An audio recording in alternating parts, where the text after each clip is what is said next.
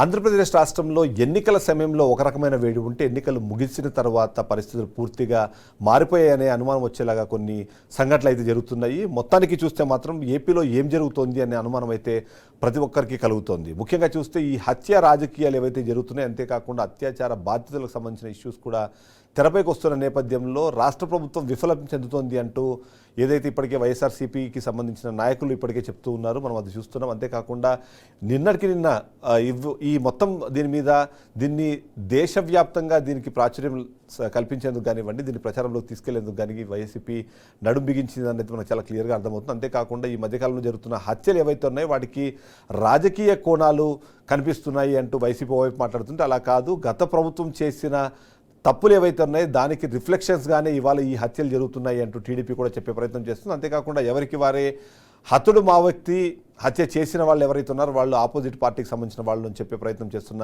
పరిస్థితి మనం చూస్తున్నాము. ముఖ్యంగా చూస్తే రాష్ట్రంలో గంజాయి ఏదైతే దాని ప్రభావం పెరుగుతూ వచ్చిందో దానికి కారణంగానే ఇవన్నీ జరుగుతున్నాయి. ఈ ప్రభావం పెరగడానికి కారణం ఖచ్చితంగా గత ప్రభుత్వం దీనిపైన చూపించిన ఉదాసీన వైఖరి అంటూ టీడీపీ ఇప్పటికే చెప్తున్న పరిస్థితి మనం చూస్తున్నాం. మొత్తానికి ఏం జరుగుతోంది అన్న విషయంపైన చర్చించే ముందు ముఖ్యంగా చూస్తే నిన్న అంటే ఈ గత 2-3 రోజుల నుంచి కీలకంగా జరుగుతున్న విషయం అయితే రషీద్ హత్య కేసుకు సంబంధించిన విషయం జరుగుతుంటే ఎవరికి వాళ్లకు సంబంధించిన ఒక వర్షన్ వినిపించే ప్రయత్నం చేస్తున్నారు.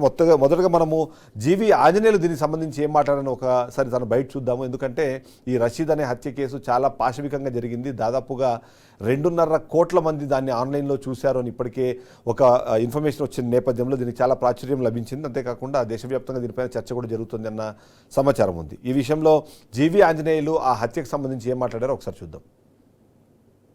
ఈరోజు హత్య చేసినటువంటి జిలాని, అలాగే చనిపోయినటువంటి వ్యక్తి ఇద్దరు వైఎస్ఆర్ పార్టీలో తిరిగినటువంటి వాళ్ళు, వైఎస్ఆర్ పార్టీ గ్యాంగ్లో తిరిగినటువంటి వాళ్ళు, అలాగే వైఎస్ఆర్ పార్టీ లీడర్లతో తిరిగినటువంటి వాళ్ళు, హత్య చేసిన ఆయన అలాగే హత్య గావించబడ్డ ఆయన ఇద్దరు వైఎస్ఆర్ పార్టీలో తిరిగినటువంటి వాళ్ళు, వాళ్ళిద్దరి మధ్య వ్యక్తిగతంగా గొడవలు ఉన్నాయని చెప్పేసి గతంలో జిలానీ మీద అటెంప్ట్ మర్డర్ కేసు నమోదైంది. వీళ్ళిద్దరి మధ్య కేసులు నమోదైంది. అప్పుడు ఇది వ్యక్తిగత కారణాలను మీరు శవ రాజకీయాలు ఏ విధంగా చేస్తారు? మీరు వ్యక్తిగత రాజకీయాల్ని పార్టీలకు ఏ విధంగా చుడతారు? సిగ్గుందా మీకు?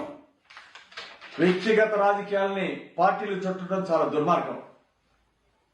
ప్రజల అమాయకులు అనుకోవద్దు. ఈరోజు ఈ శవ రాజకీయాలు ఇప్పుడైనా మానుకోండి. ప్రజలు చిత్తుగా ఓడించిన తర్వాతైనా మీకు బుద్ధి రాకపోవడం చాలా బాధాకరం. గతంలో బాబాయ్ హత్యని మీరు ఎట్లయితే దుష్ప్రచారం చేశారో, ఈరోజు మీ పార్టీ కార్యకర్తలు హత్య చేసినా అది తెలుగుదేశం పార్టీ మీద బురద జల్లటం, శవ రాజకీయాలు చేయటం, ఇది ఎంతవరకు సమంజసం అడుగుతున్నాను నేను. ఇప్పటికైనా శవ రాజకీయాలు మానుకోండి.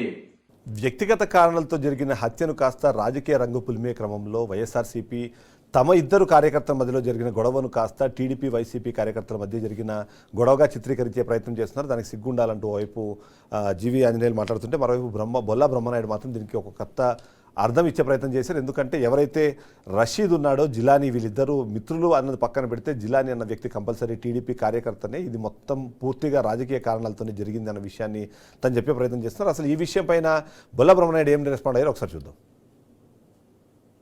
తెలుగుదేశం పార్టీ అరాచకాలు, వాళ్ళ గోండాయిజం, వాళ్ళ దౌర్జన్యాలు, వాళ్ళు మనుషుల్ని అమానుషంగా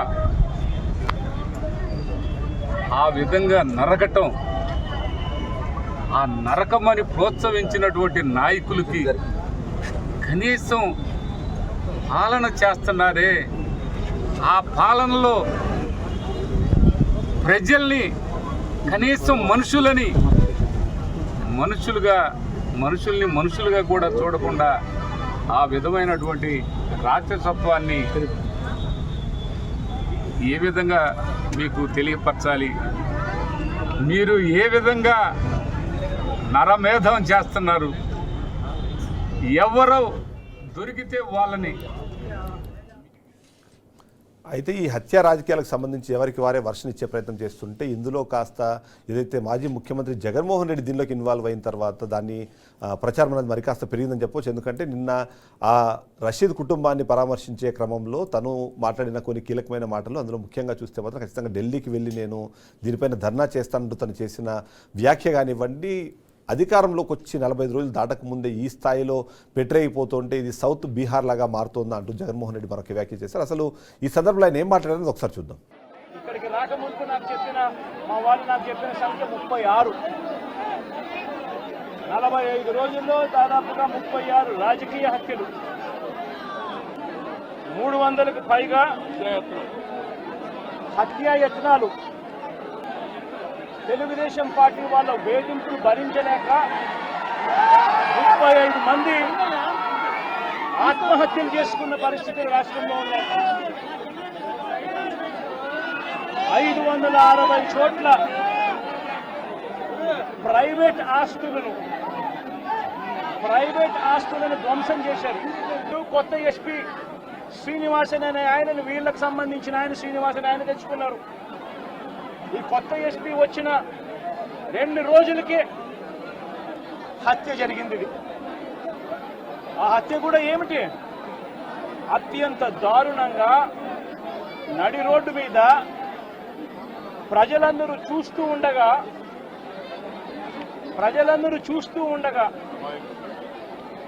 అమాయకుడైన వ్యక్తి అతి కిరాతకంగా నడి రోడ్డు మీద అందరూ చూస్తూ ఉండగానే కిరాతకంగా కత్తి తీసుకొని అతి దారుణంగా నరకడము.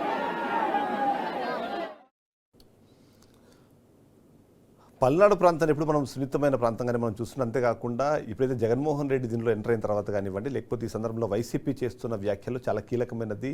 అధికారంలోకి వచ్చి 45 రోజులు కూడా కాలేదు, కానీ ఇప్పటికే పదుల సంఖ్యలో హత్యలు, అత్యాచారాలు జరుగుతున్నాయి. అంతేకాకుండా ఆత్మహత్యల సంఖ్య కూడా పెరిగింది. ఇక దొంబేలు, దోపిడీలు, అదే కాకుండా దానిపైన దాడులకు సంబంధించిన కేసులు అయితే 100లో నమోదవుతున్నాయి. దానికి సంబంధించి పోలీస్ శాఖ కూడా సరిగ్గా రెస్పాండ్ అవ్వట్లేదని చెప్పే ప్రయత్నం చేస్తున్న నేపథ్యంలో ఈ హత్య రాజకీయాలను ఎందుకు రాజకీయాలకు పూర్తిగా వినియోగించుకుంటే ప్రయత్నం చేస్తున్నారన్న దానిపైన మన వల్ల చర్చ చేపట్టాం. చర్చలో మనతో పాటు నర్రెడ్డి తులసిరెడ్డి గారు, టీడీపీ నాయకులు, కాంగ్రెస్ సీనియర్ నేత మనతో పాటు జాయిన్ అయ్యారు. అలాగే కార్మూరు వెంకటరెడ్డి మనతో పాటు లైవ్లో జాయిన్ అయితే, అలాగే కంచర్ల విజయభాస్కర్ గారు, టీడీపీ సీనియర్ నాయకులు మనతో పాటు స్టూడియోలో రెడీగా ఉన్నారు.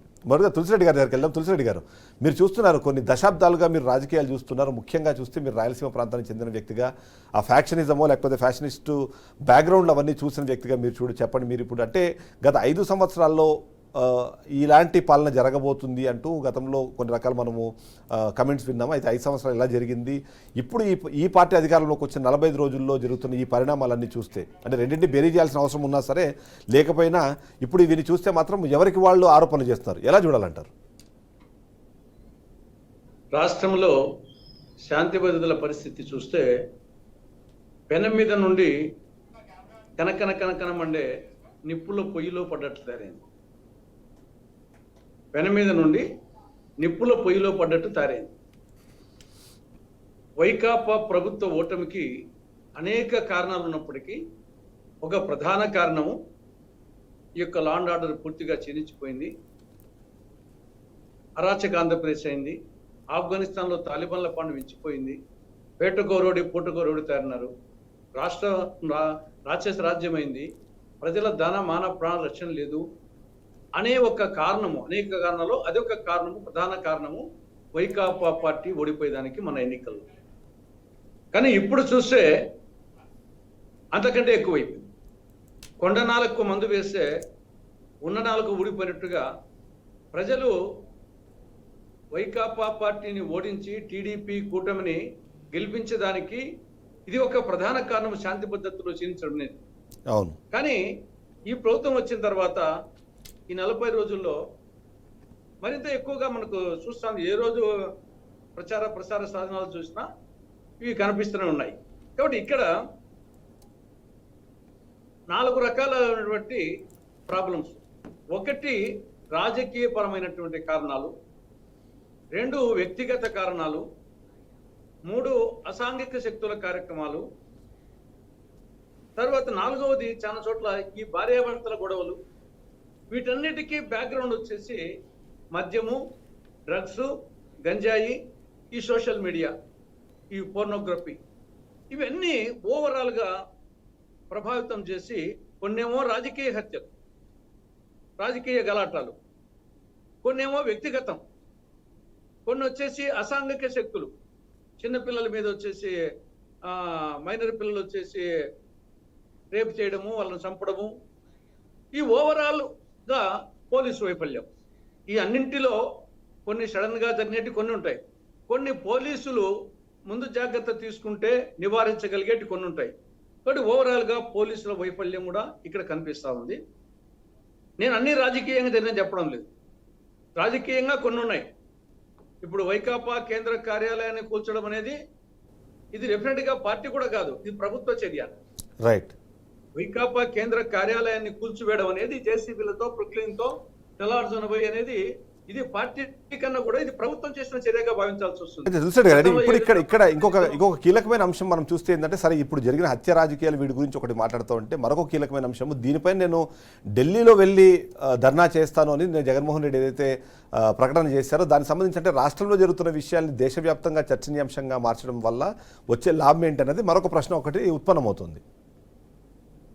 మనం వచ్చేసి ఫెడరల్ డెమోక్రసీలో ఉన్నాము కాబట్టి ఒక ఇష్యూను ఈవెన్ వాళ్ళే కాదు మేము కూడా వచ్చేసి దాన్ని ఖండిస్తున్నాం. కాంగ్రెస్ పార్టీ, వామపక్షాలు కూడా ఈ హత్య రాజకీయాలను ఎవరు చేసినా పార్టీ కేంద్ర కార్యాలయం కూల్చినప్పుడు వాళ్ళకంటే ముందు మేమే రియాక్ట్ అయ్యాం. కాబట్టి ఇది ప్రతిపక్ష పార్టీలు చేయాల్సిన కార్యక్రమం వచ్చేసి లా అండ్ ఆర్డర్, అది ఎవరు చేసినా ఏ విధంగా చేసినా లా అండ్ ఆర్డర్ చేయించినప్పుడు న్యాచురల్ గా ప్రతిపక్ష పార్టీలు వివిధ రూపాల్లో ఖండించడమో లేకుంటే ధర్నాలు చేయడమో చేస్తారు. ఆ నేపథ్యంలో వచ్చేసి ఇది రాష్ట్రంలో ఎత్తి చూపాల్సిందే, అవసరమైతే ఢిల్లీలో పోయి చెప్పడం. ఇప్పుడు మన ప్రతిదానికి ఢిల్లీకి పోయి సాధారణం అయిపోయింది కదా. ఢిల్లీ అనేది గతంలో చేసేది ఉన్నది, కానీ ఇప్పుడు ఢిల్లీకి పోవడం అనేది చాలా కామన్ ఫినామినా. ఎస్ ఒకసారి కారుమూరి వెంకటరెడ్డి గారు, ఇక్కడ ప్రశ్న ఏంటంటే, రాష్ట్రంలో గత 5 సంవత్సరాల్లో ఏదైతే తప్పు జరిగిందో దాని కారణంగానే ఇవాళ రాష్ట్రంలో అధికార మార్పిడి జరిగింది అన్నది ఒక అంటే విశ్లేషణగా వినిపిస్తుంటే, ఇప్పుడు గత 45 రోజుల్లో జరుగుతున్న విశేషాలకు సంబంధించి అంటే ఇప్పుడు జరుగుతున్న ఈ సంఘటనలన్నింటినీ ఖచ్చితంగా ప్రతి ఒక్కరు ఖండించాల్సిందే. రాష్ట్రం అలాంటి పరిస్థితుల్లో ఉండకూడదని ఖచ్చితంగా అందరూ నినదించాల్సిందే. కానీ 5 సంవత్సరాల్లో మీరు దానికి సంబంధించి ఎలాంటి కట్టడి చేయకుండా ఇవాళ రాష్ట్రంలో జరుగుతున్న విషయాల్ని తీసుకొని వెళ్ళి దేశవ్యాప్తంగా దీనిపైన చర్చనీయాంశంగా మార్చడం ద్వారా రాష్ట్రానికి ఉన్న మంచి పేరుని చెడగొట్టే ప్రయత్నం మీరు చేస్తున్నారన్న అనుమానం అయితే కొద్దిమందిలో ఉంది. దానికి ఏం సమాధానం చెప్తారు? చిదంబరం గారు, మీకు ముందుగా ప్యానెల్లో ఉన్న అందరికీ అట్లానే బీఆర్కే న్యూస్ ప్రేక్షకులందరికీ నమస్కారాలు. ఇప్పుడు చంద్రబాబు నాయుడు గారు అధికారంలోకి వచ్చినప్పటి నుంచి ఆయన శ్వేతపత్రాల రూపంలో ఏదైతే నేనేం చేయలేను ఈ 5 ఏళ్ళు, నేను చేతగాని వాడిని, నేను చాలా సీనియర్ ముఖ్యమంత్రి అని చెప్పుకుంటా చేతగాని వాడిని, కారణం ఏంటంటే గడిచిన ప్రభుత్వంలో అన్న అక్రమాలు జరిగిపోయినాయి, అన్యాయాలు జరిగిపోయినాయి, సో ఇప్పుడు నేను చేయలేను. ఎందుకంటే మీరు చూడండి, శ్వేతపత్రం, అమరావతి శ్వేతపత్రం, పోలవరం శ్వేతపత్రం, 4 ఏళ్ళు నేను పోలవరం 4 ఏళ్ళు అయినా అది అయిద్దో లేదో తెలియదు. వీళ్ళు ఏం చెప్పారు సార్, సాక్షాత్తు ప్రస్తుత హోంమంత్రిగా ఉన్నటువంటి అమిత్ షా గారు, అప్పుడు కూడా ఆయన హోంమంత్రిగానే ఉన్నారు, ఆయన మేము 2 సంవత్సరాలు అధికారంలోకి వస్తే పూర్తి చేస్తానని చెప్పాడు. చంద్రబాబు నాయుడు గారు మాకు టైం, మేము అధికారంలో రాగానే పోలవరాన్ని పూర్తి చేస్తామని చెప్పాడు, ఏది అపోజిషన్ లో ఉన్నప్పుడు.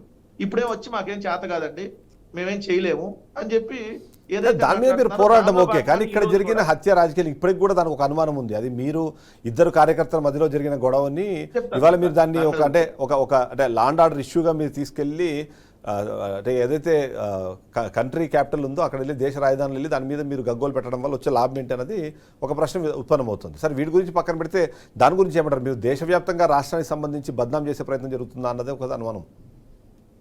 ఇప్పుడు వాళ్ళు అన్నారు అతను వైసీపీ కార్యకర్త అని. ఎస్, వైసీపీ కార్యకర్త అయితే తీసుకెళ్లి అతను ఉరిదీయండి. అసలు అతని తరపున ఎవరైనా వాదించొద్దని చెప్పండి.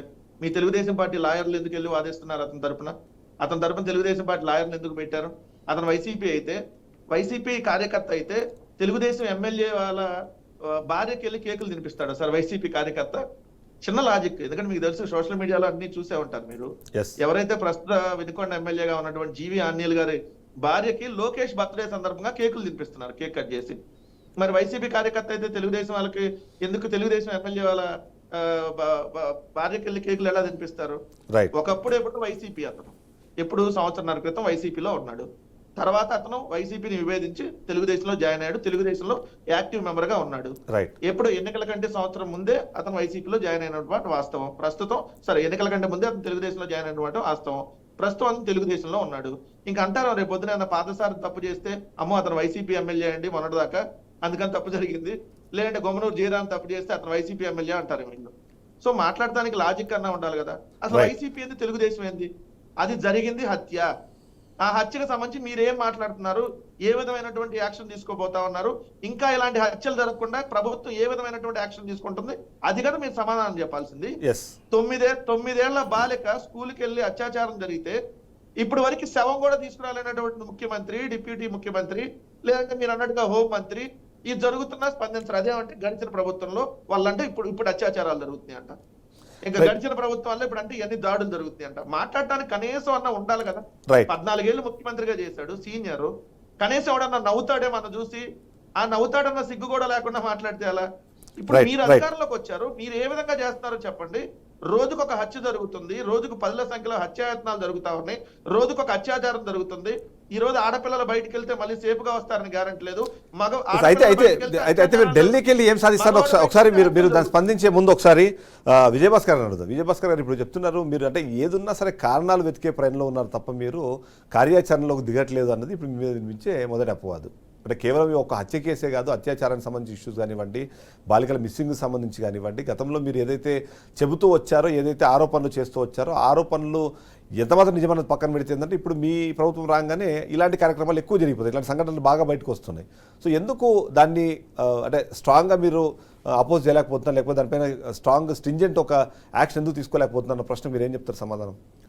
లేదండి, వీటన్నిటికీ రాజకీయ రంగు పులుముతున్నారు. ఇప్పుడు రాజకీయ కక్షలు కాదు ఇవి.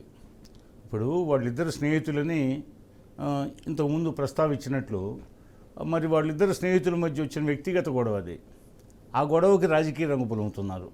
ప్రతిదీ చాలా వరకు ఇప్పుడు ఇటీవల జరిగిన అన్ని సందర్భాల్లో కూడా ఈ వ్యక్తిగత కక్షల్ని రాజకీయ రంగు పులిమి తెలుగుదేశం ప్రభుత్వం మీద ఆరోపణ చేయడమే తప్పితే దానికి వీళ్ళు అప్పుడే శాంతి భద్రతలు లోపించాయి, రాష్ట్రపతి పరిపాలన విధించాలా, ఢిల్లీలో ధర్నా చేస్తాము, ఇవి పెద్ద పెద్ద మాటలు మాట్లాడుతున్నారు.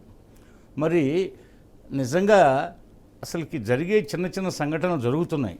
అలాంటి సంఘటనలు జరగడం దురదృష్టకరం, ఎవరు కోరుకోరు. అయితే వాటికి రాజకీయ రంగు పులుముతున్నారు. మరి ఆ విధంగా దాడులు వీళ్ళే పురమాయించి దాడులు చేయించి వాళ్ళు బలి అయితే ఓదార్పు యాత్రల పేరుతో మళ్ళీ విగ్రహాలు ఓదార్పు యాత్రల పేరుతో మళ్ళా పొయ్యి పరామర్శించి తిరిగి అధికారంలో రావచ్చని కళ్ళగంటున్నారు. అంటే గతంలో రాజశేఖర రెడ్డి గారు చనిపోయినప్పుడు ఓదార్పు యాత్రల పేరుతో చనిపోయిన వాళ్ళంతా రాజశేఖర రెడ్డి కోసం గుండె పగిలి చనిపోయారని చెప్పి ప్రచారం చేసి గ్రామాలకి డబ్బులు పంపించి విగ్రహాలు పెట్టించి ఓదార్పు యాత్రల పేరుతో అందరికి ముద్దులు పెట్టి ఆలింగనం చేసుకొని ఆ విధంగా అయ్యో పాపం బిడ్డ వచ్చాడని చెప్పేసి ఒక సానుభూతి పొంది ఒక్కసారి ఛాన్స్ ఇవ్వమని కోరితే ఆయన అధికారంలోకి వచ్చాడు. తిరిగి అదే గేమ్ ప్లాన్ జరుగుతుంది. పోలీస్ వ్యవస్థ మొత్తం మీ చేతుల్లో ఉంది. సరే హత్యలకు సంబంధించి అంటే కారణాలు, దాంట్లో మళ్ళీ అభిప్రాయ భేదాలు సరే చాలా ఉన్నాయి. కానీ అత్యాచారాలకు సంబంధించి కానివ్వండి, ఇప్పుడు ఒక అమ్మాయి మిస్ అయిపోయి ఆల్మోస్ట్ 10 రోజులు దాటుతుంది. ఇప్పటివరకు కేవలం ఒక 10 లక్షల రూపాయల ఎక్స్గ్రేషియా చెక్కెళ్ళు ఇచ్చే ధైర్యం చేస్తున్నారు తప్ప వాళ్ళు ఏదైతే చివరి చూపు చూసుకుంటామో అని చెబితే దాన్ని వెతికి మీరు అందించడంలో విఫలమవుతున్నారు అన్నది ఇప్పుడు వైసీపీ వాళ్ళు చెప్పినా సరే జనాలు చూస్తున్న పాయింట్ కూడా అదే. అలాంటి వాటికి ఏం సమాధానం చెప్తారు? లేదండి, మేము 12వ తేదీ ప్రమాణ స్వీకారం అయింది. వచ్చి అన్నాడు లేని అధికారంలోకి వచ్చి అన్ని ప్రభుత్వ శాఖలను సమీక్షించడం జరుగుతుంది. అన్ని ప్రభుత్వ శాఖలని ప్రక్షాళన చేయడానికి కంకణం కట్టుకోవడం జరుగుతుంది. అందులో భాగంగానే శ్వేతపత్రాలు అంటే ప్రజలకు ఏం జరిగింది, లోగడ ప్రభుత్వ హయాంలో ఏ శాఖల్లో ఏమి అన్నీ జరిగిందే, అక్రమాలు జరిగాయి, వీటన్నిటిని ప్రజలకు తెలియజెప్పడం కొత్త ప్రభుత్వం యొక్క విధానం. ఆ విధానంలో భాగంగా మేము శ్వేతపత్రాలు రిలీజ్ చేస్తున్నాం, అన్ని ప్రభుత్వ శాఖలను సమీక్షిస్తున్నాం. అంతేగాని మేము పరిపాలన ఏం గాలికి వదిలేయలేదు. పరిపాలన చాలా నిక్కచ్చిగా విస్పష్టంగా జరుగుతుంది. తెలుగుదేశం పార్టీ వచ్చింది తెలుగు వాళ్ళని చంపడానికి కాదు, తెలుగువారి ఆత్మగౌరవ నినాదంతో తెలుగుదేశం పార్టీ స్థాపించడం, దీనికి ఒక సిద్ధాంతం ఉంది. వైసీపీ పుట్టింది, వైసీపీ ఒక ఫ్యాక్షనిస్టు ఏర్పాటు చేసిన పార్టీ అది. ఒక ఫ్యాక్షనిస్టు ఏర్పాటు చేసిన పార్టీ అధికారం కోల్పోతే ఆ ఫ్యాక్షనిస్ట్ భరించలేడు. తిరిగి ఏదో ఒక విధంగా అధికారంలో రావడానికి కావాల్సిన ఎత్తుగడలు పన్నాగాలన్నీ పన్నుతుంటాడు. రైట్. తిరిగి ఈ విధంగా వాళ్ళే ఉద్రేకపరిచి వాళ్ళ కార్యకర్తల్ని ఈ విధంగా చేస్తూ వాళ్ళు రేపు హత్యకు గురయ్యో గాయాల పాలైతే వాళ్ళని ఓదార్పు పేరుతో పోయి తిరిగి ప్రజల దగ్గరికి పోవడానికి ఒక పథకం అన్నమాట. రైట్. తులసిరెడ్డి గారు, ఇక్కడ అంటే టీడీపీ ఇప్పటికి కూడా అంటే వచ్చి 45 రోజులు అవుతుందన్న చాలా చిన్న సమయం అయినా సరే ఆ పాలనను గాడిలో పెట్టాల్సిన ప్రయత్నం చేస్తుంది. మరొకటి మాత్రం ఏం జరిగినా గత ప్రభుత్వానికి దీన్ని కలిపే ప్రయత్నం చేస్తున్నారు, లేకపోతే గత ప్రభుత్వంలో గంజాయికి సంబంధించిన ఏదైతే ఉందో దాన్ని అణచివేయడంలో ప్రభుత్వం విఫలం చెందింది. దాని కారణంగా గంజాయి బాధితులు కానివ్వండి, లేదా దాన్ని కన్జ్యూమ్ చేసే వాళ్ళ సంఖ్య పెరిగిపోయింది. ఇప్పుడు దాన్ని మనము రెస్ట్రిక్ట్ చేసే ప్రయత్నం లేకపోతే దాన్ని నివారించే ప్రయత్నం చేసే క్రమంలోనే ఇట్లాంటి యాక్టివిటీస్ జరుగుతున్నాయనేది ఒక సమాధానం చెప్పే ప్రయత్నం చేస్తున్నారు. నిజంగానే గత ప్రభుత్వం చేసిన ఏవైతే కారణాలు అంటే ఏవైతే తప్పులు ఉన్నాయో దాని రిఫ్లెక్షన్గానే ఈ 45 రోజులు లేదా 50 రోజులు జరిగిన కార్యక్రమాలుగా చూడాలి. అదంతా జరుగుతుంటే మరి పోలీస్ వ్యవస్థ ఏం చేస్తుంది అంటే ఏం చెప్పాలంటారు? నేను ముందే చెప్పినట్లు ఒకటి రాజకీయ పరంగా హత్యలు కానీ గలాటలు కానీ ఒకటి, ఇది పార్టీల పరంగా లేదా ప్రభుత్వ పరంగా. మిగతా వచ్చేసి వ్యక్తిగతంగా తర్వాత అసాంఘిక శక్తుల పరంగా భార్యాభర్తల మధ్య ఇప్పుడే వచ్చేసి చూసాము నంద్యాల జిల్లాలో అవుకులో వచ్చేసి భార్యను నరికి చంపిన భర్త. అది చూస్తే ఘోరంగా వచ్చేసి ఇప్పుడు వినుకొండది ఎంత ఘోరంగా ఉందో అంతకంటే భయంకరంగా ఉంది. వచ్చేసి ఇంట్లోనే వచ్చేసి కత్తితో వచ్చేసి మొచ్చు కత్తితో నరుకుతున్నాడు. వచ్చేసి మనం మటన్ షాప్ లో కొడుతున్నట్టు వచ్చేసి భార్యను భర్త. కాబట్టి ఇప్పుడు ఇవన్నీ పార్టీల పరంగా ఇవి భార్యాభర్తల మధ్య తర్వాత వ్యక్తిగతంగా ఇప్పుడు వినుకొండది వచ్చేసి డెఫినెట్ గా అది వ్యక్తిగతం అనేది, అది దానికి రాజకీయ పార్టీ ఆ పార్టీ ఉన్నా ఈ పార్టీ ఉన్నా కరెక్ట్ కాదు. అవి దానికి వ్యక్తిగత కారణాలకు ఇవన్నీ యాడ్ అవుతున్నాయి. ఏది మద్యము, డ్రగ్స్, గంజాయి, ఈ సోషల్ మీడియా. ఇప్పుడు చిన్నపిల్లలు 9 ఏళ్ల బాలికను వచ్చేసి 3 మైనర్స్ వచ్చేసి వాళ్ళు రేప్ చేసి హత్య చేశారంటే దానికి వచ్చేసి సోషల్ మీడియా ప్రధాన కారణం.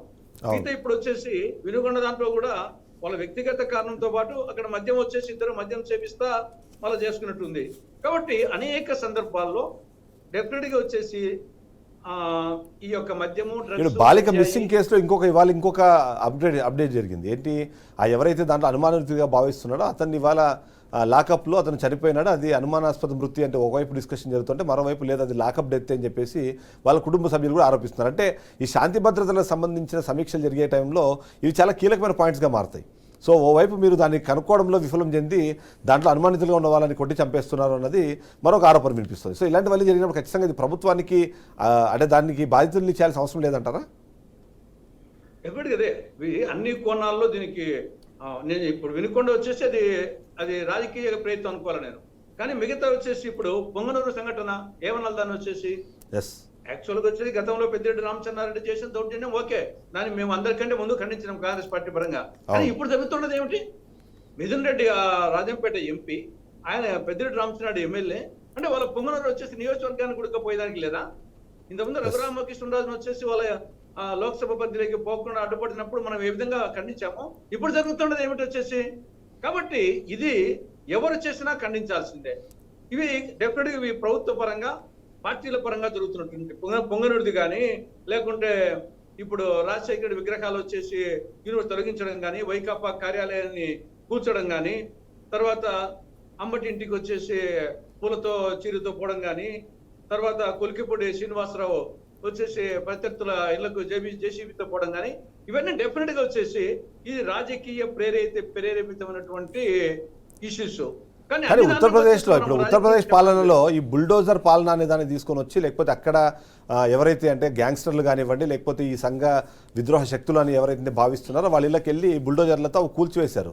సో దాని ఇన్స్పిరేషన్గా ఇక్కడ రాష్ట్రంలో అలాంటి పాలన చేసే ప్రయత్నం చేస్తున్నారా, లేకపోతే గత ప్రభుత్వంలో బుల్డోజర్లతో ఏదైతే కూల్చేశారో కొన్ని స్పెసిఫిక్గా చెప్పాలంటే అప్పుడు టీడీపీ నాయకులకు సంబంధించిన ఇళ్లపైకి కూడా అలా వెళ్ళారు కాబట్టి దాని రెప్లికేషన్ లాగా ఇవాళ ఇది చేస్తున్నారు అనుకోవాలంటారా? ఎవరు చేసినా తప్పే, ఉత్తరప్రదేశ్ లో చేసినా తప్పే.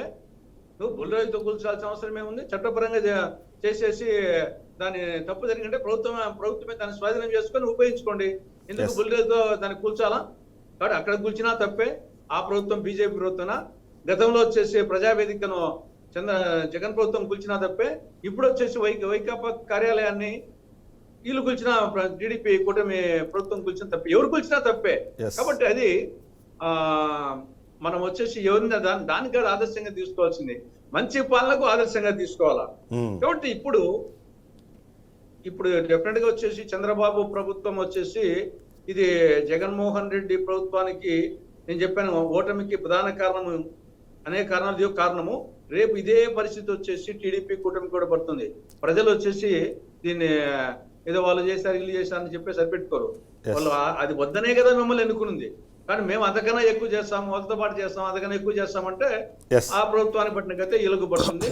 అది డెఫినెట్ గా వచ్చేసి జాగ్రత్త తీసుకోవాల్సిన అవసరం ఉంది కానీ at same time Chandrababu Naidu లెవెల్లో వచ్చేసి పవన్ కళ్యాణ్ లెవెల్లో వాళ్ళు వచ్చేసి ఇటువంటి వద్దనే కోరుకుంటున్నారు.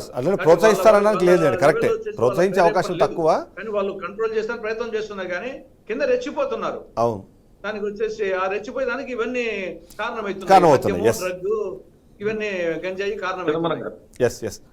వెంకటరెడ్డి గారు, ఇప్పుడు ఇందాక విజయభాస్కర్ గారు మాట్లాడతా అవన్నీ వ్యక్తిగతం, లేదా మేము వచ్చి నెల రోజులు అయ్యింది, పోనీ ఒక 5 సంవత్సరాలు ఆగి నాకు మాట్లాడతారా? నెల రోజులు అయ్యేదండి, ఆల్రెడీ మీరు అధికారంలోకి వచ్చి 45 రోజులు అయింది.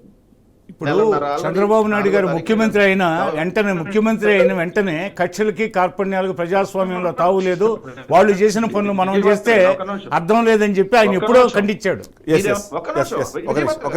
చంద్రబాబు నాయుడు అనుభవం లేనటువంటి ముఖ్యమంత్రి మీరు చెప్పిన కారణాలే కదా. అనుభవం ఉంది కాబట్టి చెప్పాడు ఆయన, అనుభవం ఉంది కాబట్టి చెప్పాడు వెంకటరెడ్డి గారు, అనుభవం ఉంది కాబట్టి చెప్పాడు. ప్రజాస్వామ్యంలో కక్షలు కార్పణ్యాలకు అవకాశం లేదు. మీరు పాత మీడియా కటింగ్స్ చూడండి. మీరు అన్నట్టుగా ఒక రోజు వచ్చేది, 2 రోజులు అయ్యేదండి, లేదంటే 40 రోజులు అయ్యేదండి, 14 ఏళ్ళు అలా కాదండి.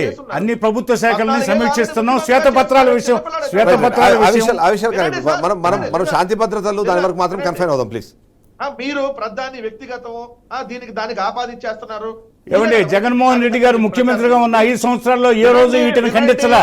మా ముఖ్యమంత్రి వచ్చిన మొదటి రోజు నుంచి ఇలాంటి కక్షలు కార్పణ్యాలకు తావులేదని చెప్పాడు వెంకటరెడ్డి గారు. మీరు రాజకీయ కక్ష సాధింపులతో ఏదో సాధించాలనుకుంటే నో, రాజకీయ కక్ష సాధింపులు తెలుగువారి ఆత్మగౌరవం కోసం ఏర్పడిన పార్టీ వైసీపీ. ఎందుకోసం ఏర్పడిన పార్టీ, ఏం సిద్ధాంతం ఉన్న పార్టీ మీరు చెప్పండి. మధ్యలో ఎందుకు అడ్డుపడుతున్నారు? అధికారం ఎవరికి శాశ్వతం కాదు. చంద్రబాబు నాయుడు చేసిన పాపాలకి ఎప్పుడు రెండోసారి అధికారంలోకి రాలా, మళ్ళీ అదే ఉంటది. రేపొద్దున ఏముంటది? ఇప్పుడు మీరేదో చేస్తారనో, అమ్మఒడి ఒకళ్ళకి కాదు, నీకు 15,000, నీకు 15,000, నీకు 15,000, ఇట్లా వీళ్ళు రకరకాల హామీలు ఇస్తేనో, లేదంటే దేశవ్యాప్తంగా కాంగ్రెస్ పార్టీతో పాటు అన్ని పార్టీలు ఈరోజు చర్చనీయాంశంగా నడుస్తున్న ఈవీఎంల వల్లనో ఎట్టొకటి అధికారంలోకి వచ్చారు కదా, అయిపోయింది. చెప్పండి. ఒక బాలిక చనిపోతే ఆదివారం చనిపోయింది సార్, రేపు ఆదివారానికి 2 వారాలు అంటే 15 రోజులు అయింది. రేపు ఆదివారానికి 15 రోజులైనా శవం తీసుకురాలేకపోతే ఏమయ్యా 14 ఏళ్ళు ముఖ్యమంత్రి? శవం ఎక్కడ దతకలేరా? మనమే వేరే దేశంలో పెట్టలేదుగా శవం, ఆంధ్రప్రదేశ్ లోనే పాతి పెట్టి ఉంటారుగా, లేదంటే ఆంధ్రప్రదేశ్ లోనే ఎక్కడో ఏదో వాగులో పడేయడం వల్ల అక్కడ టెక్నికల్ ప్రాబ్లమ్స్ ఉన్నాయని ఒకటి వాళ్ళు చెప్పే ప్రయత్నం చేస్తున్నారు. ముఖ్యమంత్రులు మీరు అనుభవం ఉన్నటువంటి పరిపాలన. వెంకటరెడ్డి గారు, ఇక్కడ చాలా కీలకమైన పాయింట్ ఏంటంటే, ఏదైతే ఇప్పుడు జరుగుతున్న సంఘటనలకు సంబంధించి అలాంటి సంఘటనలు జరగకూడదు అని చెబుతూనే ఇలాంటి సంఘటనలకు మనము ముందు వెళ్ళకూడదు అనేది గతంలో ఇప్పుడు డిప్యూటీ సీఎం ఆల్రెడీ 2-3 సార్లు చెప్పారు కూడా. వైసీపీ నాయకులకు సంబంధించినంత వరకు వాళ్ళు కూడా మన ప్రజలు కాబట్టి వాళ్ళ మీద ఇలాంటి కక్ష రాజకీయాలకి అలాంటి వాడికి మనం తావు ఇవ్వకూడదు, ఆ విధంగానే ప్రభుత్వాన్ని ముందుకు తీసుకెళ్తామని చెప్పారు. అంతేకాకుండా ఇలాంటి సంఘటన జరిగినప్పుడు కూడా ఖండించారు. కానీ గత ప్రభుత్వంలో ఇలాంటి సంఘటనలు జరిగినప్పుడు వైఎస్ జగన్మోహన్ రెడ్డి రోజు మాట్లాడకపోగా అదే అసెంబ్లీలో హ్యూమిలేట్ చేస్తుంటే పక్కన కూర్చొని నవ్వుతూ ఉన్నారు, వాళ్ళని రెచ్చగొట్టేలాగా లేకపోతే వాళ్ళు ఎంకరేజ్ చేస్తున్నట్టుగా తను కొన్ని హావభావాలు ఉన్నాయనే దానికి కూడా ఒక మాట వినిపిస్తోంది. సో అప్పుడు చేయకుండా ఇప్పుడు జరిగిన వెంటనే మీరు ఎందుకు రియాక్ట్ అవుతున్నారు? అదేదో పెద్ద అంటే ఆ యాక్టివిటీని మీరు ఇవాళ ప్రచారాన్ని వాడుకునే ప్రయత్నం ఎందుకు చేస్తున్నారు అనేది మరొక ప్రశ్న. ఏం సమాధానం చెప్తారు? తెలుగుదేశం వాళ్ళు మాట్లాడతారు సార్, ఎవరు ప్రజలు కాదు కదా అంటుంది. తెలుగుదేశం వాళ్ళు మా మీద విమర్శల్లో భాగంగా మాట్లాడుతూ ఉంటారు, అది కామను. ఇప్పుడు అంతకుముందు జరిగినాయి. ఇప్పుడు రమ్య అనే అమ్మాయిని గుంటూరులో కిరాతకంగా చంపారు నడు రోడ్డు మీద. ప్రభుత్వం ఏ విధంగా యాక్షన్ తీసుకున్నారో చూశారు కదా, అతను శిక్ష పడేటట్టు చేసింది. బట్ అతను మళ్ళీ పైకోర్టుకి వెళ్ళాడు, హైకోర్టుకి. ఇమీడియట్ గా యాక్షన్ తీసుకున్నాం అక్కడ జరిగినటువంటి సన్నాలు. ఈ రోజు ఏమైందంటున్నా, నేను 15 రోజులుగా ఒక అమ్మాయి శవం కూడా తీసుకురాలేకపోతే దాని మీద డిప్యూటీ సీఎంఓ ఎక్కడన్నా స్పందించిన దాఖలాలు ఉన్నాయా? హోంమంత్రి గారు, మహిళా హోంమంత్రి కదా, 15 రోజులుగా మరి ఇవాళ 10 లక్షలు చెక్ కూడా ఇచ్చేసి వచ్చారు. ఎందుకంటే బాధితులకు కంపల్సరీ ఎంతో కొంత స్వాతంత్రం లభించాలి. 10 లక్షలు చెక్ ఇచ్చేస్తే యాక్టివిటీస్ జరుగుతున్నాయి కదా.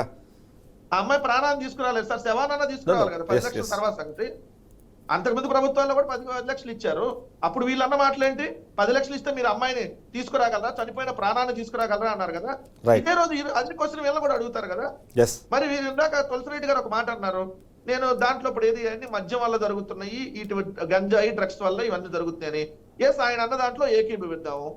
మరి ఇప్పుడు ఈ ప్రభుత్వం మరి మద్యాన్ని నియంత్రించాలిగా. మేము ఇంటికి ప్రతి ఇంటికి సాయంత్రం అయితే క్వార్టర్ మందేసుకోవడానికి ఇబ్బందిగా ఉందా, మేము వస్తే ధరలు తగ్గిస్తాం, నాణ్యమైన మద్యం సరసమైన ధరలకు ఇస్తామని ఒక పార్టీ, మేము అధికారంలోకి వస్తే చీప్ లెక్కర్ 50కి ఇస్తాం 70కి ఇస్తామని ఇంకో పార్టీ. మరి ఈ రోజు మద్యాన్ని ఏరులో పారేస్తుంటే మరి దానికి కారణం ఈ ప్రభుత్వమే కదా. ఈ అరాచకాలు మరి మీరు మద్యాన్ని కంట్రోల్ చేయండి. మద్యం వల్ల జరుగుతుంటే తులసిరెడ్డి గారు చెప్పిన మాట ప్రకారం ఎస్, ఇన్సిడెంట్లు సగం జరిగేటటువంటి ఇన్సిడెంట్లు మద్యం వల్ల అనర్థాల వల్ల జరుగుతాయి. Yes. ఎస్, దీన్ని యాక్సెప్ట్ చేద్దాం. మరి 45 రోజులు అయింది మీరు ఆల్రెడీ రిజల్ట్ వచ్చి. మరి ఇప్పుడు మీరు తీసుకోండి. కానీ మద్యం పాలసీ కూడా కొత్త తీసుకొచ్చే ప్రయత్నం చేస్తున్నారు. పూర్తిగా మద్యం పాలసీ కొత్తది తీసుకొచ్చే ప్రయత్నం చేస్తున్నారు. అంతేకాకుండా దాని మీద కూడా అంటే ఇంకొక కొత్త పాలసీ అంటే ఏంటి సార్? అంటే ప్రతి ఇంటికి ఏమన్నా 1వ తారీఖు ఇప్పుడు పెన్షన్ అందించేటట్టుగా 1వ తారీఖు ఏమన్నా ప్రతి ఇంటికి 2-3 బాటిల్ ఇస్తారా? ఏంటి కొత్త పాలసీ అంటే? ఏమో నిరోధించడానికి మద్యాన్ని నియంత్రించాలి కొత్త కదా. ప్రత్యామ్నాయ మార్గాలు చేస్తారు. ఇప్పటికే ప్రత్యామ్నాయ మార్గం అంటే గత సార్, ప్రభుత్వం మీద 50 ఉన్న అతిపెద్ద రూపాయలకి ఇస్తాం అనేది ప్రత్యామ్నాయ మార్గమా? గత ప్రభుత్వం మీద ఉన్న అతిపెద్ద ఎన్నికలకు ముందు ఇదే అతిపెద్ద ఆరోపణే మీరు కల్తీ మద్యాన్ని మీరు ప్రోత్సహించడం వల్ల తాగేవాళ్ళు. మేము అధికారంలోకి వస్తే 50 రూపాయలకి ఇస్తాం, 70 రూపాయలకి ఇస్తాం. కల్తీ మద్యం తాగడం వల్ల వాళ్ళ సైకలాజికల్ గా ఏవైతే ఉన్నాయో తాగడానికి ఇబ్బంది పడుతున్నారు, మేము వస్తే తాగడానికి ఫ్రీగా ఇస్తాం, తాగడానికి బాగా అవకాశం. ఇవన్నీ ఎవరు చెప్పారండి? ఇవన్నీ ఎవరు చెప్పారు? ప్రచారం చేసి ఎస్ విజయభాస్కర్ గారు ఇక్కడ చాలా కీలకమైన పాయింట్ ఏంటంటే ఒకటి రెడ్ బుక్ అన్నది. అంటే చూసిన మన ప్రచార సమయంలో కానివ్వండి, ప్రచారం చేసే సమయంలో 2-3 చాలా కీలకమైన పాయింట్లు. మొదటిది, లోకేష్ చాలా క్లియర్గా ఎవరి మీద ఎక్కువ కేసులు ఉంటే ఆ కేసులు ఉన్న వాళ్ళకి మేము నామినేటెడ్ పొజిషన్ ఇస్తాము అని చెప్పిన ఉద్దేశము, లేకపోతే ఆ సందర్భం వేరు కానీ, బట్ దాన్ని ఏమైనా తప్పుగా అర్థం చేసుకొని ఇప్పుడు ఇలాంటి కార్యక్రమాలు పాల్పడుతున్నారు అనేది మొదటిది. రెండోది, ఎవరైతే ఇప్పుడు హోమ్ మినిస్టర్గా ఉన్న అనిత గతంలో అంటే ప్రతిపక్షంలో ఉన్నప్పుడు చాలా కీలకమైన 2 వ్యాఖ్యలు చేసింది. మొదటిది, మొదటి 6 నెలల్లో మొత్తం అన్ని మేము సెటరేట్ చేస్తాము, లేకపోతే అప్పుడు లెక్కలన్నీ తేల్చిన తర్వాత మేము పాలన మీద ఫోకస్ చేస్తాము అని అర్థం వచ్చేలాగా వేరొక ఇంటర్వ్యూలో తను మాట్లాడిన సందర్భం మనం చూసాం. సేమ్ అదే విధంగా ఏమన్నా ఇప్పుడు ముందు వెళ్తుంది అన్నది ఒక అనుమానం. లేదండి, అలాంటి దానికి తావులేదు. రెడ్ బుక్ అనేది అది గత ప్రభుత్వ హయాంలో అనేక శాఖల్లో జరిగిన అవకతవకలు, అధికారుల పరంగా ఏ అధికారులు ఎక్కడెక్కడ అవినీతికి పాల్పడ్డారు, ఏ అధికారులు అత్యుత్సాహం చూపుతున్నారు, ఏ అధికారులు కక్ష సాధింపులకు పాల్పడుతున్నారు. కాబట్టి మా ప్రభుత్వం అధికారంలోకి వస్తే వీళ్ళందరినీ మేము నోట్ చేసుకుంటున్నాం. వాళ్ళు రాజ్యాంగబద్ధంగా చట్టబద్ధంగా పోతే సర్వీస్ నిబంధనల ప్రకారం వ్యవహరించాల్సిన అధికారులు సర్వీస్ నిబంధనలు ఉల్లంఘించి కొడాలి నాని పేరు ఉంది, వల్లభనేని వంశీ పేరు చెప్తాను ఆ ఇంటి పైన దాడులు జరగడం కూడా మనం గతంలో చూసాం కదా. సర్వీస్ నిబంధనలు ఉల్లంఘించి అధికారులు చాలా వ్యతిరేక కార్యక్రమాలకు పాల్పడుతూ ఉంటే వాళ్ళని దృష్టిలో పెట్టుకొని వీళ్ళందరి పేర్లు నోట్ చేసుకుంటున్నాం. సర్వీసు రూల్స్ని పాటించకుండా వ్యవహరిస్తున్నారు, ఇది ప్రజాస్వామ్యం, మరి వాళ్ళ అందరి విషయాలు నేను నోట్ చేసుకుంటున్నాను అన్నాడు. అదేవిధంగా పలానా రాజకీయ నాయకుడి పేరు రాసుకుంటున్నాను, మా ప్రభుత్వం వస్తే వీళ్ళని హత్య చేస్తాం, వీళ్ళని తన్నిస్తాం, కొట్టిస్తాం, పోతే రఘురామకృష్ణరాజుని 3rd డిగ్రీ మెథడ్స్లో ఆయన్ని లోపలేసినట్టు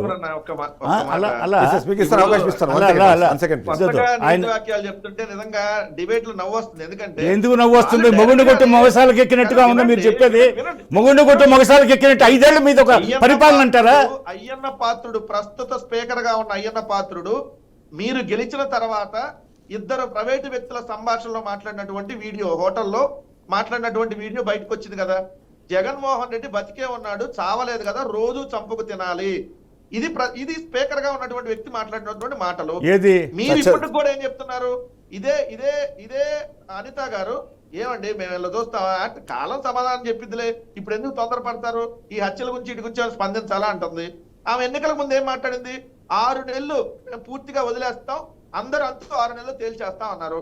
అదే రోజు జరుగుతుంది. రెడ్ బుక్ నాయుడు రాజ్యాంగం నడుస్తుంది ఈ రోజు. మీరు చెప్పేది ఎలా ఉందంటే మొగుడిని కొట్టి మొగసాలకు ఎక్కినట్టుంది. మీ పార్టీ తర్వాత ఎక్కడికి వెళ్తారు సార్? ఇప్పుడు దాడులు, ప్రతీకార వాంఛతో రోజుకు 90 నుంచి 100 కుటుంబాలు రాష్ట్రం నుంచి పక్క రాష్ట్రాలకు వెళ్తున్నటువంటి పరిస్థితి. ఇదే ఒక ప్రభుత్వ అధికారంలోకి వస్తే ఏమన్నా పక్క రాష్ట్రాల నుంచి మన రాష్ట్రాలకు రావాలి. అందుకే మీరు తరిమేసరిగా మిమ్మల్ని చూసి భయపడిపోయి పరిశ్రమలన్నీ వెళ్ళిపోయినాయి కదా. ఇప్పుడు ఎంఓయూలు కుదుర్చుకున్న వాళ్ళంతా వెనక్కి వెళ్ళిపోయారు కదా, ఇండస్ట్రియలిస్ట్ అంతా వెళ్ళిపోయారు కదా. మిమ్మల్ని చూసి భయపడి ఏ పరిశ్రమ రాష్ట్రానికి రాలేదు. మన డిబేట్ ని పూర్తిగా శాంతి అసలు వైసీపీ ఒక పాలన అరాజక పాలనగా భావించే కదా నిన్న పక్కన పెట్టింది. మానవత్వంతో వ్యవహరిద్దామా? ఏది రోజుకొక రేపు జరుగుతుంటే మీకు వెంకటరెడ్డి గారు మొగుండు కొట్టు మోసాలకు ఎక్కినట్టు ఉంది మీరు చెప్పేది. మీరు ఇక్కడ సినిమా అది కాదు, మీది దుష్పరిపాలన ప్రజలు గుర్తించే కదా పక్కన పెట్టింది నిన్న. శవం దొరకపోతే ఏంది శవమా? డిపార్ట్మెంట్ ఇన్వెస్టిగేట్ చేస్తా ఉంది, డిపార్ట్మెంట్ అదే పనిలో ఉంది, డిపార్ట్మెంట్ అదే పనిలో ఉంది, డిపార్ట్మెంట్ అదే పనిలో ఉంది. వెంకటరెడ్డి గారు ముందు వెనక ఉంటుంది. విజయభాస్కర్ గారు తన వర్షం చెప్పనివ్వండి. 1 సెకండ్ ప్లీజ్. 1 second please. సంస్కారాలు చేసుకుంటాం. మిమ్మల్ని ప్రాణం అడగట్లేదు. వెంకటరెడ్డి గారు విజయభాస్కర్ గారు వర్షం ఏమన్నా రాజకీయ నాయకురాలా? మాకేమన్నా మీద కక్ష? మీకు అవకాశం ఇస్తాం. మాకేమన్నా కక్ష? సో ఇప్పుడు అది కాదు, డిపార్ట్మెంట్ ఇన్వెస్టిగేట్ చేస్తా ఉంది. డిపార్ట్మెంట్ వాళ్ళు నిద్రపోతున్నారా? రోడ్డు మీద తెగ నరుగుతుంటే సినిమా చూస్తున్నారా డిపార్ట్మెంట్ వాళ్ళు? ఎవరు రోడ్డు మీద తెగ నరుగుతుంటే చేతులు కత్తులు సినిమాలు చూస్తా ఉన్నారా డిపార్ట్మెంట్ వాళ్ళు? అలా జరగాలని కోరుకొని మీరే వాళ్ళందరినీ ఉద్రేకపరిచి పంపిస్తా ఉన్నారు చాలా మందిని. ఎందుకు ఓదార్పు యాత్రలు చేయొచ్చు, మళ్ళీ ప్రజల్లోకి పోవచ్చు, మళ్ళీ విగ్రహాలు స్థాపించాలా? ప్రపంచంలో మహనీయులకి విగ్రహాలు లేవు, రాజా రామ్మోహన్ రాయ్కి విగ్రహాలు లేవు, బుద్ధ భగవానుడికి లేవు, కందుకూరు వీరేశలింగం గురజాడకు లేవు, మహాకవి శ్రీశ్రీకి లేవు విగ్రహాలు. ఫ్యాక్షన్ పునాదిగా వెలిసింది మీ పార్టీ, ఫ్యాక్షన్ పునాదిగా వెలిసింది మీ పార్టీ. తెలుగు జాతి ఆత్మగౌరవం కోసం వెలిసిన పార్టీ పర్సనల్ కామెంట్స్ వద్దు. తెలుగుదేశం. అయితే విజయభాస్కర్ గారు ఇప్పుడు అంతా అంటే మొత్తం వ్యవస్థ మీ చేతిలో. తెలుగు జాతి అభివృద్ధి కోసం, తెలుగు వారి పచ్చదనం కోసం ఏర్పడిన పార్టీ తెలుగుదేశం పార్టీ. వెంకటరెడ్డి గారు 1 సెకండ్ ప్లీజ్. 1 సెకండ్. అయితే వెంకటరెడ్డి గారు మీరు అదే సందర్భంలో గతంలో ఉన్న చాలా ఆరోపణలు ఉన్నాయి. డైరెక్ట్ గా మీ ఎమ్మెల్సీనే ఒక డ్రైవర్ ని హత్య చేసి డోర్ డెలివరీ చేస్తే మీరు అప్పుడు ఏం చేశారు? అతను అరెస్ట్ అయ్యాడు, ఆల్రెడీ కొన్ని రోజులు జైల్లోకి వెళ్ళి వచ్చాడు, తర్వాత బెయిల్ మీద వచ్చాడు. కానీ ఇప్పటికీ మీ పార్టీలో మీ పార్టీలో అలాంటి వాళ్ళని మీ పార్టీలో అలాంటి వాళ్ళని సస్పెండ్ చేసి మీరు చేతులు దులుపుకున్నారు. ఎమ్మెల్సీగా ఉండే అది వ్యక్తిగత విషయం ఎట్టవుతుంది? అతను ఎమ్మెల్సీ, గతంలో రాజ్యాంగబద్ధంగా ఎమ్మెల్సీ ఎన్నికైన వ్యక్తి డ్రైవర్ ని డోర్ డెలివరీ చేయడం అది వ్యక్తిగత విషయమా? మాట్లాడారని చెప్పి ఈ రోజు వాళ్ళని నగ్నంగా రోడ్ల మీద కూర్చోబెట్టి తన్ని తరిమేసినటువంటి వీడియోలు ఎన్ని చెప్పే వ్యక్తుల మీద తెలుగుదేశం పార్టీకి ఏమన్నా రాజకీయంగా వాళ్ళు ఏమన్నా రాజకీయ నాయకులా, లేకపోతే వాళ్ళ మీద ఎందువల్ల తెలుగుదేశానికి ఖర్చు ఉంటుంది? తీసుకొని వెళ్తాం మీరు చేస్తున్నటువంటి అరాచకాలని. దాని మీద డిస్కస్ చేద్దాం. ఒక నిమిషం వెంకటరెడ్డి గారు. విజయభాస్కర్ ఇక్కడ వచ్చే సమస్య ఏంటంటే మీరు గత ప్రభుత్వం మీద ఆరోపణలు చేయడం వరకు ఓకే, కానీ బట్ ఇక్కడ తీసుకోవాల్సిన చర్యలపైన మాత్రం ఎందుకో కొద్దిగా ఉదాసీనత ఉందా అన్నది ఒక అనుమానము. మోరోవర్ మొన్న అనిత గారు ఏదైతే అంటే ఆ ప్రెస్ మీట్లో మాట్లాడుతూ కూడా మళ్ళీ నన్ను ఏం చేయమంటారు, లాఠీ పట్టుకొని వెళ్ళమంటారా అంటే ఖచ్చితంగా నిజంగానే మీ అవసరమైతే లాఠీ పట్టుకొని వెళ్ళాలి, కానీ లాఠీ పట్టుకొని వెళ్ళమంటారా అని చెప్పేసి జర్నలిస్ట్ని క్వశ్చన్ చేసేసి పక్కన పెట్టేస్తే ఇంకా ఎక్కడ స్ట్రాంగ్గా స్ట్రింజెంట్గా మీరు యాక్షన్ తీసుకున్నట్టుగా అనిపిస్తుంది అన్నది అయితే ఒక అనుమానం చాలా మందిలో ఉంది. జర్నలిస్టుల్ని కులం పేరుతో దూషించేది, జర్నలిస్టుని అగౌరవపరిచేది, భారతదేశం యావత్ తెలుగునాట అద్భుతమైన మీడియాగా ప్రశంసలందుకున్న మీడియాని ఎల్లో మీడియాగా వర్ణించడం అవన్నీ వారికే చెల్లు. ఇవన్నీ ఆ పాయింట్ మీదకి వెళ్ళకుండా నేను ఏమంటున్నా, తను చేసిన వ్యాఖ్యల మీద మాత్రం మీరు రెస్పాండ్ అవ్వండి. ఎందుకంటే ఇప్పుడు ఆ లాఠీ పట్టుకొని వెళ్ళాలంటే ఖచ్చితంగా లాఠీ పట్టుకొని వెళ్ళాల్సిన అవసరం అయితే కనిపిస్తుంది. ఎందుకంటే పరిస్థితులు అలా ఉన్నాయి అన్నది రాష్ట్రంలో ఉంది. అప్పుడు మీరు స్ట్రాంగ్ యాక్షన్ తీసుకోవాలి అనుకున్నప్పుడు అలాంటి యాక్టివిటీస్ కూడా అవసరం ఉన్నాయి అన్నది కూడా ఒక అనుమానం ఉంది. మీరు ఏమంటారు దానికి? ఇప్పుడు మేడం గారు చెప్పిన దాంట్లో అర్థం ఏంటి? ఇప్పుడు దేశాన్ని ప్రధానమంత్రి, రాష్ట్రపతి వీళ్ళు పరిపాలిస్తారు. In the name of president of India activities జరుగుతుంటాయి. ఆయన తరఫున క్యాబినెట్ పనిచేస్తుంటుంది. అందులో ప్రధానమంత్రి, కొంతమంది మంత్రులు ఉంటారు. మరి యుద్ధ భూమికి రేపు ఎవరితోనో చైనాతోనో పాకిస్తాన్ యుద్ధం వచ్చినప్పుడు ప్రధానమంత్రి, రాష్ట్రపతి పోతారా తుపాకులు తీసుకొని? రైట్. కానీ అట్లాంటి అంటే చాలా చిన్నది డిపార్ట్మెంట్ ఉంది, పోలీస్ డిపార్ట్మెంట్ ఉంది. అదే ఆ పని చేయాల్సింది ఆమెనే కదా. అదే కాదండి, నేరాలు జరిగేది ఎవరికి తెలియదు, ఎవరికి దివ్య దృష్టి ఉండదు జరగబోయే విషయాల పట్ల. నేరం జరిగిన తర్వాత లోకం దృష్టికి వస్తుంది, దాని మీద యాక్షన్ తీసుకుంటారు. Right. ఇప్పుడు తెలుగుదేశం ఇటీవల జరిగిన సంఘటనలు మిథున్ రెడ్డి గారి మీద మా పార్టీ ఎక్స్ఎంపీ రెడ్డప్ప గారి ఇంటి మీదకి కొన్ని వందల మంది మీ తెలుగుదేశం పార్టీ గోండాలను పంపిస్తే ఉల్టా వాళ్ళ మీద ఆ వాతావరణం క్రియేట్ చేసింది మీ పార్టీ రోజు దాడులు దౌర్జన్యాలు Right. వైసీపీ పాలనలో నిత్యం అగ్గిగుణమే. నిత్యం రాష్ట్రం ఆంధ్రప్రదేశ్ రాష్ట్రానికి వేసాలు తీసుకొని రావాలా? వెంకటరెడ్డి గారు నిత్యం అట్టుడిగిపోయింది రాష్ట్రం. కంక్లూజన్ వైపు వెళ్దాం. తులసిరెడ్డి గారు అట్టుడిగిపోయిన రాష్ట్రం. Conclusion ఆ వాతావరణం కల్పించారు మీరు. రైట్ కంక్లూజన్ వైపు వెళ్దాం. పర్మిషన్ తీసుకొని రావాలి.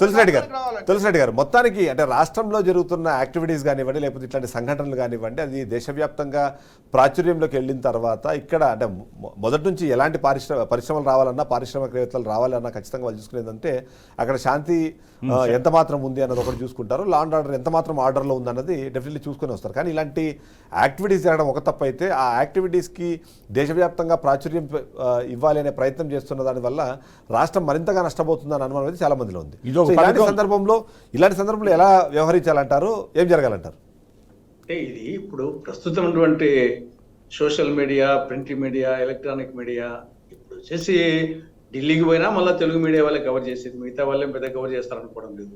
కాబట్టి సరే, ఇది ఒక విధంగా మీరు చెప్పిన యాంగిల్లో ఒక విధంగా అనుకోవచ్చు. రెండవది వచ్చేసి న్యాచురల్గా ప్రతిపక్ష పార్టీల పాత్ర వచ్చేసి జరుగుతూ ఉంటే చూస్తూ నోరు మూసుకుండడం కాదు కదా. కాబట్టి వివిధ రూపాల్లో వచ్చేసి నిరసన వ్యక్తం చేయడం అనేది, దాన్ని ఫోకస్ చేయడం అనేది, ఫోకస్ చేసినప్పుడైనా ప్రభుత్వాలు వచ్చేసి అప్పుడు రంగంలోకి దిగుతాయి కదా. లేకుంటే వచ్చేసి ఆ పరిస్థితి తెలియదు కదా. ఇప్పుడు ఇక్కడ రెండు సంఘటనలు, ఈపూరుపాలెం సంఘటన, ముచ్చుమరి సంఘటన చూస్తే ఈపూరుపాలెం సంఘటన చాలా దురదృష్టం సంఘటన. కానీ ఇమీడియట్ గా ప్రభుత్వం వచ్చేసి దాంట్లో యాక్షన్ తీసుకున్నది, ఇమీడియట్ గా వచ్చేసి వాళ్ళని అరెస్ట్ చేసి జైలు పంపడం జరిగింది. ఈపూరుపాలెం సంఘటనలో ప్రభుత్వం వచ్చేసి సంఘటన దురదృష్టకరమైనప్పటికీ ప్రభుత్వం చాలా యాక్టివ్ గా పనిచేసినట్టు మనకు కనిపిస్తా ఉంది.